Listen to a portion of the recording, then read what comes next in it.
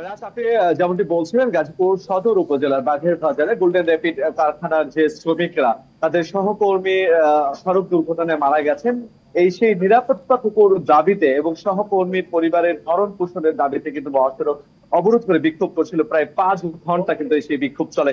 অথচ যে কিছুক্ষণ আগেই আমরা দেখেছি যে গাজীপুরে যে সেনাবাহিনীর যে সদস্যরা রয়েছে, তারা এসে কিন্তু আপনার বিক্ষোভকারীদেরকে কিন্তু সরিয়ে দিয়েছে সেনাবাহিনীর সদস্যরা।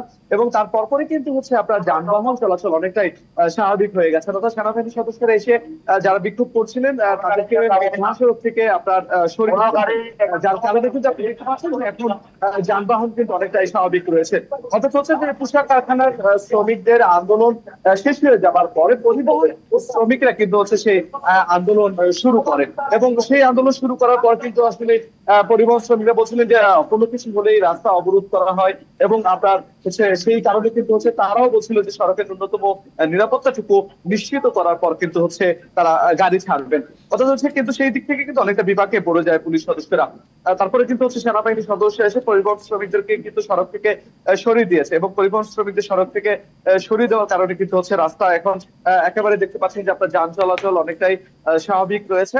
অথচ কারখানা কর্তৃপক্ষ কারখানা শ্রমিকদের যে আপনার দাবিটা ছিল, সেই দাবিটা কিন্তু আপনার মেনে নিয়েছে।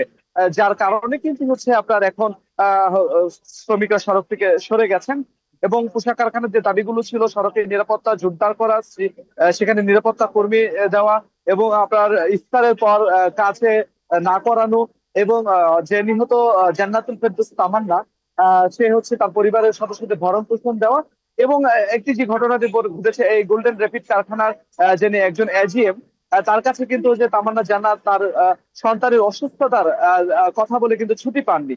যার কারণে কিন্তু তাকে সে চলে গেছে এবং সেখানে তাকে বরখাস্ত করা হয়েছিল। এবং সেই কারণে কিন্তু সড়ক পারাপারের সময় কিন্তু তার মারা গেছেন, এমনটি কারখানার শ্রমিকরা কিন্তু জানিয়েছেন। অর্থাৎ গাজীপুরে এখন ঢাকা-মুন্সি মহাসড়কে যানবাহন চলাচল স্বাভাবিক রয়েছে, কিন্তু দীর্ঘক্ষণের এই যে দীর্ঘক্ষণ যে বন্ধ ছিল, যার কারণে কিন্তু অনেক বড় একটি যানজট তৈরি হয়েছিল। এখন গাড়িগুলো আসলে দীর্ঘ গতিতে চলছে, এখন পর্যন্ত সড়ক স্বাভাবিক রয়েছে। রাজ।